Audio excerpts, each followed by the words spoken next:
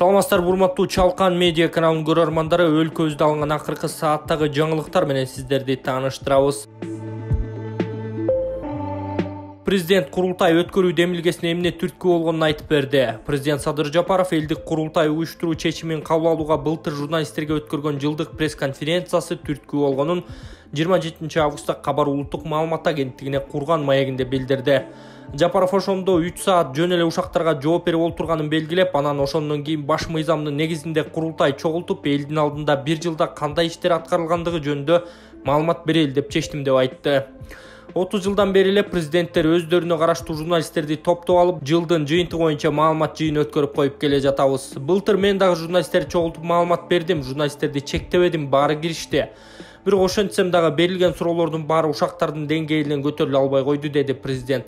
Жапаров курултай 2 күн болоорун, анда өлкөнүн булуң бурчунан келгендер бийлик ошол аймакта кандай иштер жасашы керек экени тууралуу түздөн-түз сунуштарын айта аларын, эркин микрофон болоорун, каалаган делегат сүйлөй турганын айтып, курултай институтун киргизип алсак, мындан ары жыл сайын элдин алдына чыгып, аткарылган иштер боюнча маалымат берип, алардын сунуштарын угуп турсак, бийлик жаман болбойбуз. Бийлик башындагылардын баары жыл сайын элге отчет берип көнүп калышат, деп белгиледи президент. Садыр Жапаровдун быйыл 25 ноябрда элдик курултай чакыруу тууралуу жарлыгы 16 августта жарыяланган. Конституцияда каралган бул иш чаранын атайын мыйзам менен эмес, мамлекет башчынын жарлыгы менен өткөрүлө турганы сындуу оматка жол ачкан.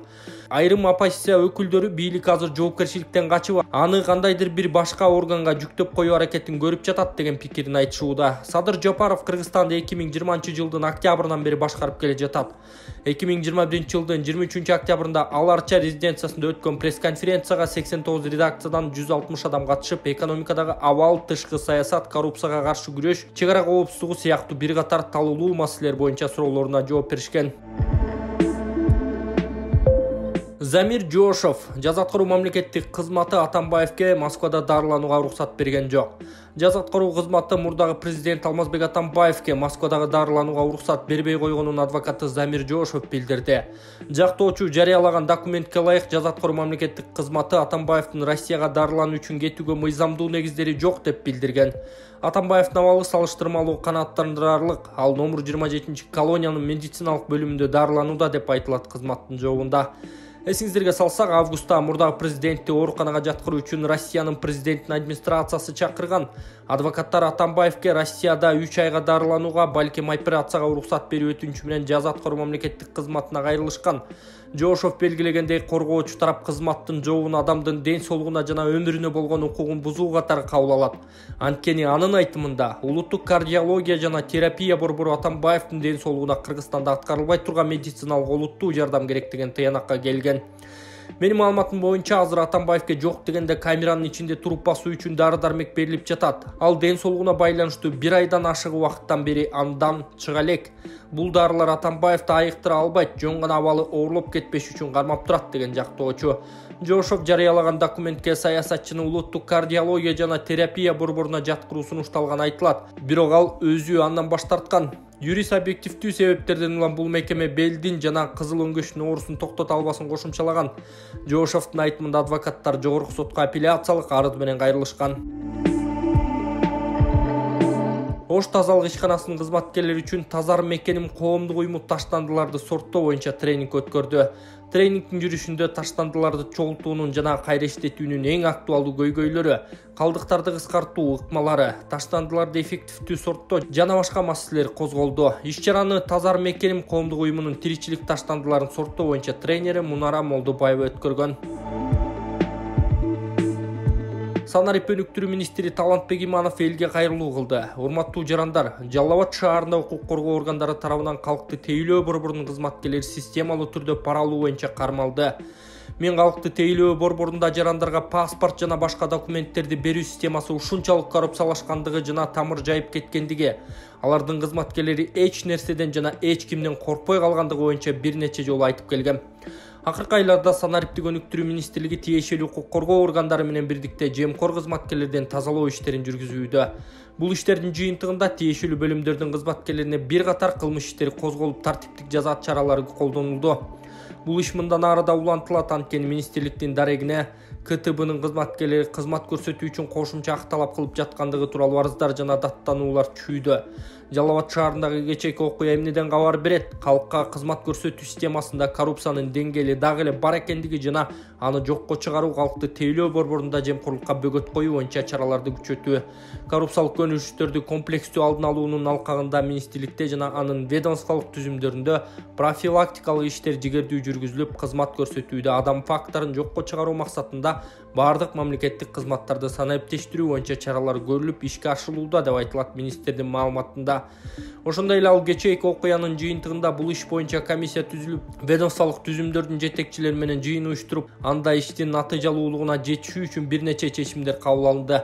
Жакынкы аралыкта кадрларды ротациялоо иштери каралууда. Кандай гана узак процесс болбосун, биз жарандардын ишенимин актаганга чейин максатты көздөй кадам таштай беребиз, деген министр Талантбек Иманов. Айыл чарба министри Аскар Жаныбеков дагы элге кайрылуу кылды. Урматтуу кыргызстандыктар, ачык жана айкындуулук максатында мен сиздердин суроолоруңуздар үчүн Google форманы иштеп чыктым. Суроолоруңуздарга жума сайын жооп берүүгө даярмын. Ар бир жарандын мага суроо берүүгө мүмкүнчүлүгү бар. Бул үчүн сиз форманы толтуруп, сурооңузду жазышыңыз керек. Көрсөтүлгөн жерге сүрөт же видео материалдар бар болсо, кадап койсоңуздар болот, деп айыл чарба министри Аскар Жаныбеков билдирүү тараткан. Аскар Жаныбековдун билдирүүсүнө байланыштуу биздин YouTube каналдын астында шилтеме жана толук маалымат жүктөлгөн. Ошону менен министрге кайрылуу кылсаңыздар болот.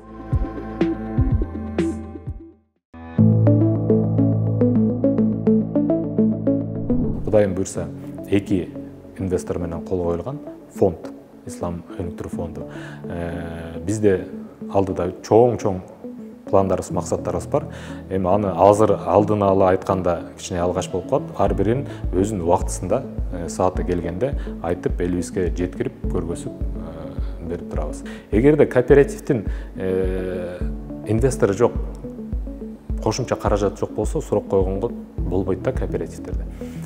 Биз ошол кооперативдерин иштеп, жакшы көргөзүп, ушундай элдерге мүмкүнчүлүк берип атканын көрүп, ушул кооператив аркылуу биз элибизге жардам берсек болот экен. Биздики мындай бир сыр айта кетейин, минимальный 15%. 10% өздүк салым, 5% кооперативдин услугасы. И узактыгы үйгө, турак жайга 25 жылга чейин бере алабыз да. Биздин ошол түзүлгөнүбүздүн бир чоң, кандай десем, максаты, багыты ошол элибизге азыркы ушул турак жай маселесин чечип, элибизди ушул акылдан алып чыгып кетиш керек.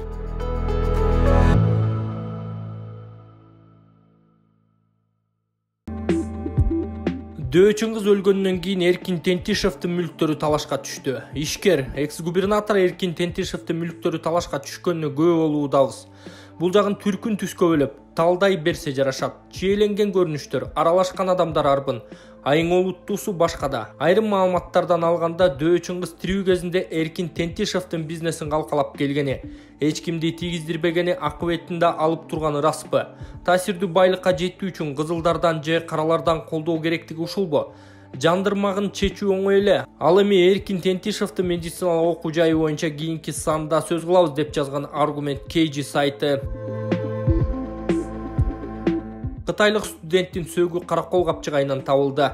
Bir жумадан бери куткаруучулар издеп жаткан 22 жаштагы Кытай жаранынын сөөгү Каракол капчыгайындагы суудан табылды. Бул тууралуу Өзгөчө Кырдаал министрлигинин маалымат кызматы кабарлады. 2000-жылы туулган кытайлык Сай Тун Бишкек гуманитардык университетинин 3-курсунда окуган. Анын жоголгондугу тууралуу маалымат ИИМге 1 августта түшүп, милиция 18 августка чейин издеген. Андан кийин Өзгөчө Кырдаал министрлиги издөө ишине көмөктөшүүнү өтүнүшкөн. 25 август күнү саат 15:59 Каракол капчыгайындагы сууда кишинин сөөгү жаткандыгы тууралуу маалымат келип түшкөн.